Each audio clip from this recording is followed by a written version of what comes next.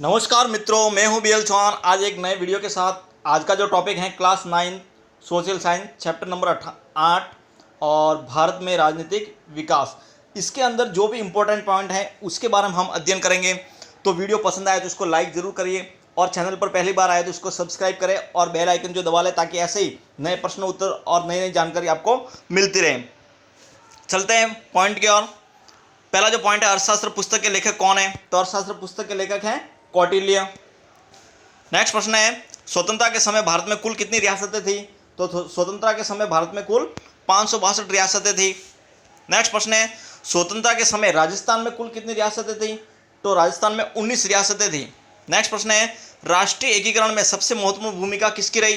राष्ट्रीय एकीकरण में सबसे महत्वपूर्ण भूमिका रही थी सरदार वल्लभ भाई पटेल की। नेक्स्ट प्रश्न है, गोवा का भारत में विलय किस वर्ष हुआ? तो गोवा का भारत में विलय हुआ था 1961 में। नेक्स्ट है, मनुस्मृति के लेखक कौन थे? तो मनुस्मृति के लेखक कौन थे? मनु ही थे। नेक्स्ट है, स्वतंत्रता के समय कश्मीर के राजा कौन थे? स्वतंत्रता के समय कश्मीर के राजा जो थे वो हरि सिंह थे। हैदराबाद का भारत में विलय कब हुआ था? तो हैदराबाद का भारत में विलय हुआ था 17 सितंबर 1948 ईस्वी को।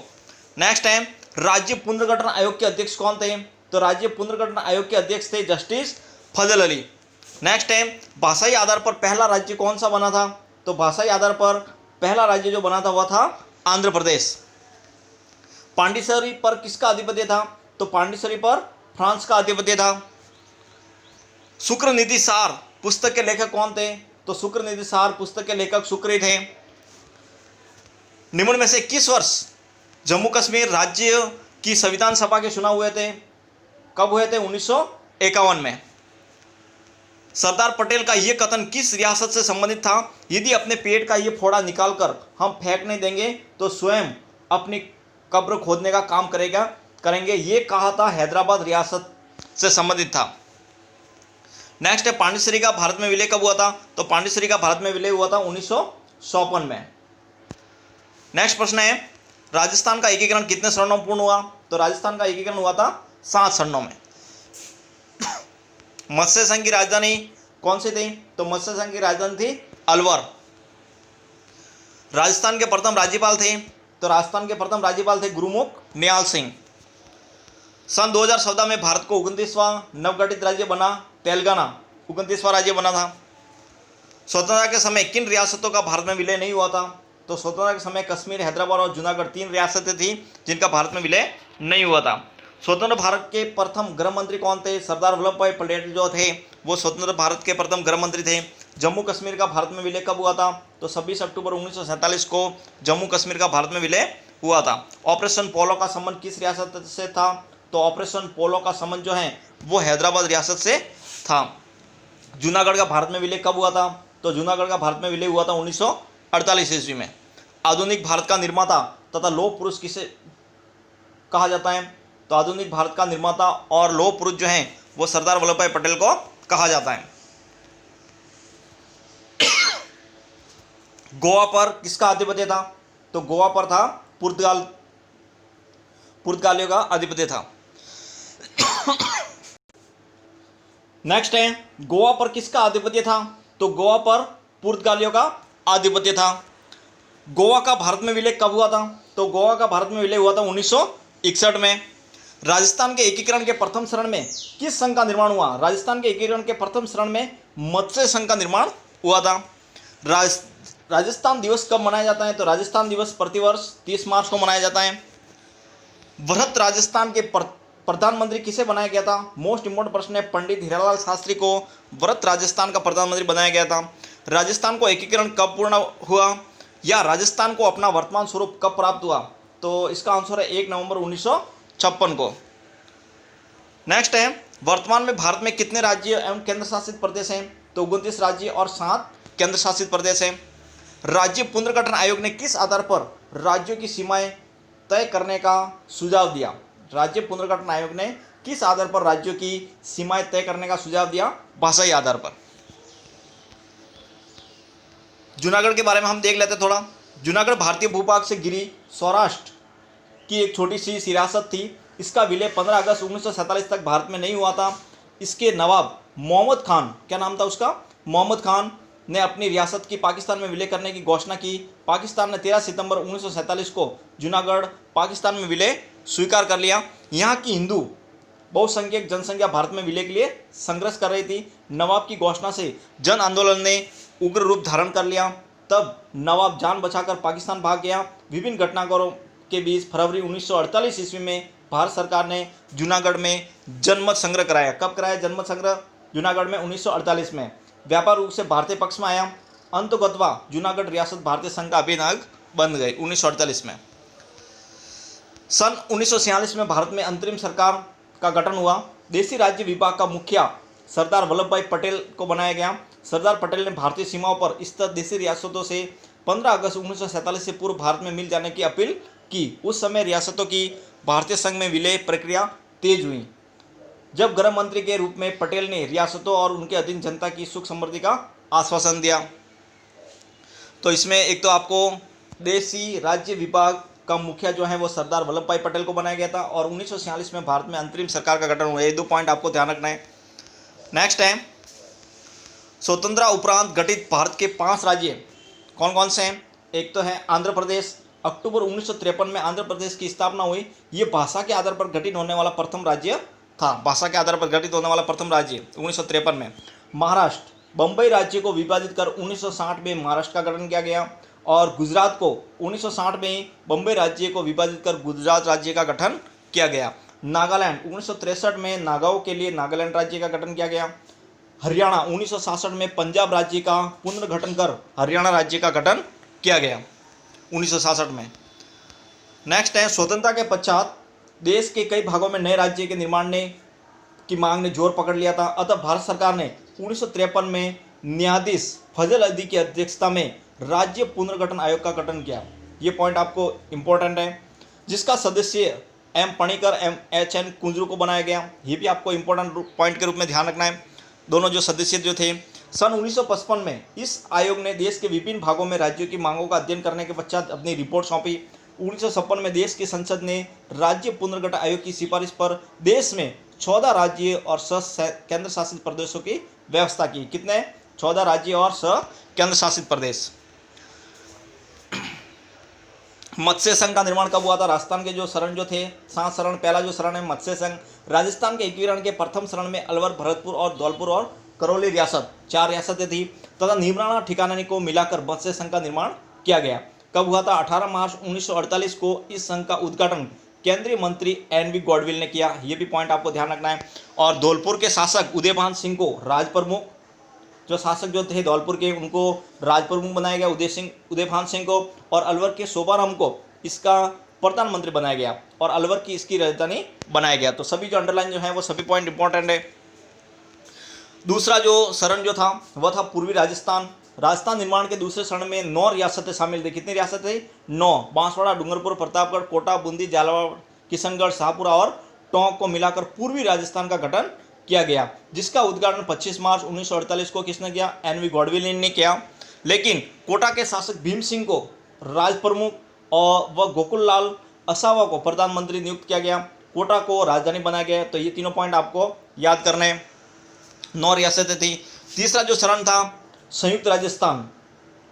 मेवाड़ के महाराणा भूपाल सिंह पूर्वी राजस्थान के गठन से पूर्वी विलय के लिए तैयार थे, इसलिए 11 अप्रैल 1948 को मेवाड़ ने विलय पत्र पर हस्ताक्षर कर दिए। 11 अप्रैल 1948 को पूर्वी राजस्थान में मेवाड़ को मिलाकर संयुक्त राजस्थान का गठन किया गया। पूर्वी राजस्थान में क्या मिला दिया गया? मेवाड़ को, जिसका उद्घाटन 18 अप्रैल 1948 को पंडित जवाहरलाल नेहरू ने किया। मेवाड़ के महाराणा भूपाल सिंह को राजप्रमुख एवं माणिक्यलाल वर्मा को प्रधानमंत्री बनाया गया, और उदयपुर को इसकी राजधानी बनाया गया। तो ये पॉइंट सभी इंपॉर्टेंट हैं। वृहत राजस्थान, चौथा जो शरण था वृहत राजस्थान। राजस्थान एकीकरण के चौथे शरण में जयपुर, जोधपुर, बीकानेर और जैसलमेर जैसी बड़ी और महत्वपूर्ण रियासतों का विलय कर वृहत राजस्थान का निर्माण हुआ। 30 मार्च 1949 को सरदार वल्लभ भाई पटेल ने इसका उद्घाटन किया था। ठीक है ना।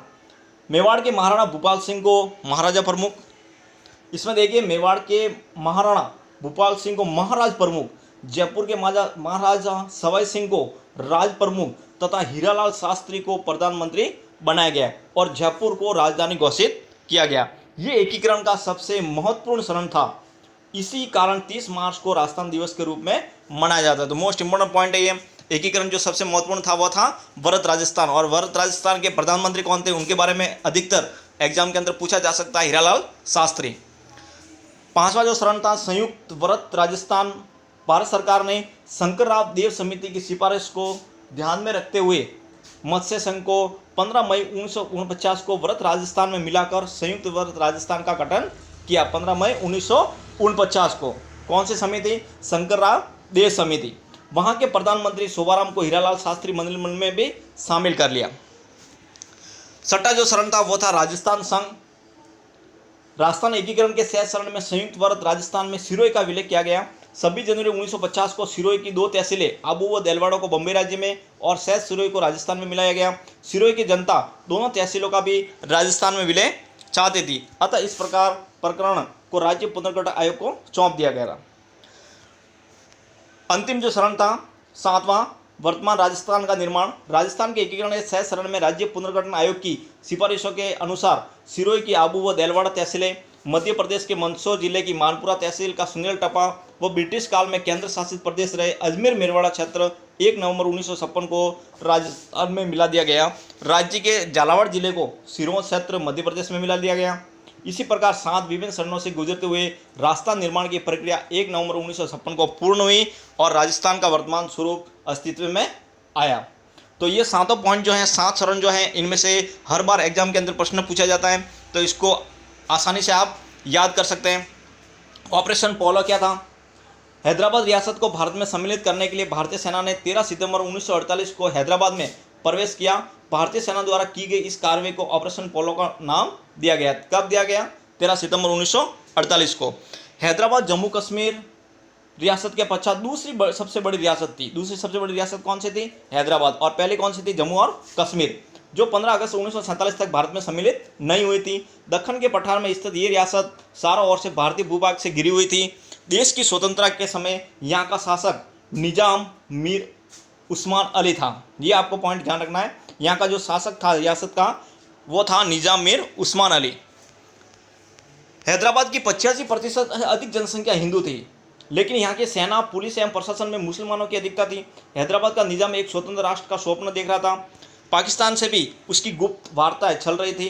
हैदराबाद का निजाम कुटिल चाल चलता रहा। पाकिस्तान से हथियार संगाकर उसने मनमानी प्रारंभ कर दी। इसी बीच हैदराबाद में रजाकर नामक एक उग्रवादी मुस्लिम सांप्रदायिक संगठन भी तैयार हुआ। क्या नाम था उसका? रजाकर मुस्लिम सांप्रदायिक संगठन भी तैयार हुआ, जिसने बड़े स्तर पर हिंदुओं पर अत्याचार करना प्रारंभ कर दिया। रजाकारों ने हैदराबाद के विलय के प्रश्न को हिंदू मुस्लिम समस्या के रूप में परिवर्तन कर दिया।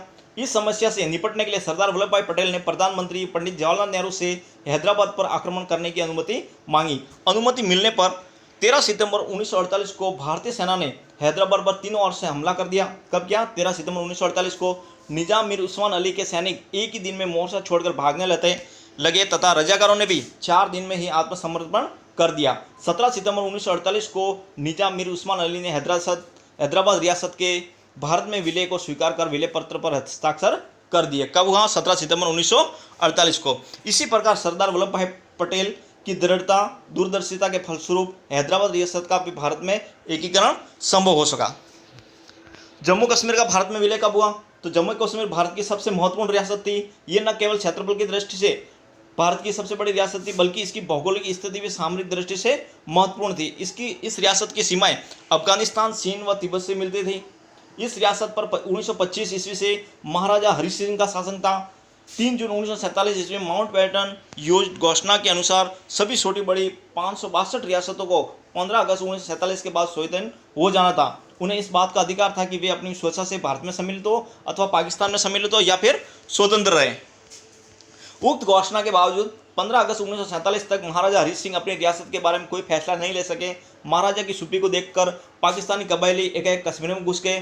पाकिस्तानी आक्रमणकारियों को अंग्रेजों का समर्थन प्राप्त था। जब आक्रमणकारी श्रीनगर पहुंचे तो महाराजा हरि सिंह ने भारत विलय की घोषणा कर दी। 26 अक्टूबर 1947 को विलय पत्र पर महाराजा हरि सिंह के हस्ताक्षर करने के बाद भारतीय सेना ने पाकिस्तानी आक्रमणकारियों को रोका तथा उन्हें खदेड़ दिया। इस प्रकार जम्मू कश्मीर का भी भारत में विलय हो गया 26 अक्टूबर 1947 को। 1950 ईस्वी में भारत के संविधान की प्रथम अनुसूची में भाग ख राज्य में जम्मू कश्मीर सम्मिलित कर लिया गया। कब किया गया, ये पॉइंट आपको मोस्ट इंपोर्टेंट पॉइंट के रूप में ध्यान रखना है। 1950 ईस्वी में भारत के संविधान की प्रथम अनुसूची में भाग ख राज्य में जम्मू कश्मीर सम्मिलित कर लिया गया। सन 1951 में जम्मू कश्मीर में राज्य की संविधान सभा के चुनाव हुए। तत्पश्चात 6 फरवरी 1956 को जम्मू कश्मीर की संविधान सभा ने जम्मू कश्मीर राज्य के भारत में विलय की पुष्टि की। 1948 में भारत ने लॉर्ड माउंटबेटन के अनुग्रह पर संयुक्त राष्ट्र संघ की अपील की। संयुक्त राष्ट्र संघ के हस्तक्षेप से दोनों सेनाओं ने युद्ध विराम कर दिया। अभी भी 1/3 कश्मीर की भूमि जो है वो पाकिस्तान कब्जा है, जिसे पाकिस्तान अधिकार कश्मीर POK कहा जाता है। नवंबर 1961 में पुर्तगालियों ने SM साबरमती नामक भारतीय जहाज के नाविक पर हमला कर उसे घायल कर दिया। अंतर्देव में एक मछुआरे की मृत्यु कर दी। इन घटनाओं के कारण भारत सरकार ने गोवा, दमन व दीव को पुर्तगाली अत्याचारों से मुक्त करने के लिए जनरल JN चौधरी के नेतृत्व में, मोस्ट इम्पोर्टेंट पॉइंट है, जनरल JN चौधरी के नेतृत्व में 17 व 18 दिसंबर 1961 की मध्य रात्रि से ऑपरेशन विजय का प्रारंभ किया। 19 दिसंबर 1961 को अपराह्न 2:25 पर भारतीय फौजों के समक्ष पुर्तगाली गवर्नर ने बिना शर्त समर्पण कर दिया। ऑपरेशन विजय, ये कौन सा ऑपरेशन था, विजय था, जो गोवा के पुर्तगालियों को हटाने के लिए लगाया गया था, पूर्ण हुआ और भारतीय फौजों ने गोवा, दमन और दीव में राष्ट्रीय ध्वज फहरा दिया। इसी प्रकार 1961 के अंत में गोवा का भारत में विलय हुआ। पांडिचेरी को वर्तमान में पुदुचेरी के नाम से जाना जाता है। पांडिचेरी को वर्तमान में पुदुचेरी के नाम से जाना जाता है। 15 अगस्त 1947 के पश्चात पांडिचेरी पर फ्रांस का नियंत्रण बरकरार था। इस क्षेत्र के लोगों ने देश की स्वतंत्रता के पश्चात अपनी आज़ादी व भारत में विलय की मांग प्रारंभ कर दी तथा आंदोलन किए। 1954 में भारत में विलय की मांग पर पांडिचेरी में व्यापक आंदोलन उठ खड़ा हुआ। तत्कालीन मद्रास, जिसका नाम वर्तमान में चेन्नई है, में फ्रांस दूतावास के समक्ष प्रतिदिन प्रदर्शन होने लगे। फलस्वरूप नवंबर 1956 में फ्रांस ने पांडिचेरी को भारत को सौंप दिया। कब सौंपा, 1956 में फ्रांस ने पांडिचेरी को भारत को सौंप दिया। 1955 के गणतंत्र दिवस में प्रथम बार राजपथ पर पांडिचेरी की झांकी निकाली गई। कब निकाली गई, 1955 में पहली झांकी गणतंत्र दिवस पर पांडिचेरी की निकाली गई थी। इसी प्रकार पांडिचेरी का भारत में शांतिपूर्ण ढंग से विलय हो गया। तो ये थे इंपॉर्टेंट जो पॉइंट जो थे इस पार्ट के, भारत में राजनीतिक विकास। वीडियो को अधिक से अधिक लाइक कीजिए, अपने मित्रों के साथ शेयर करें और यदि चैनल पर पहली बार आते हैं इसको सब्सक्राइब जरूर कर लें। मिलते हैं एक नेक्स्ट वीडियो में एक नए टॉपिक के साथ। जय हिंद, जय भारत।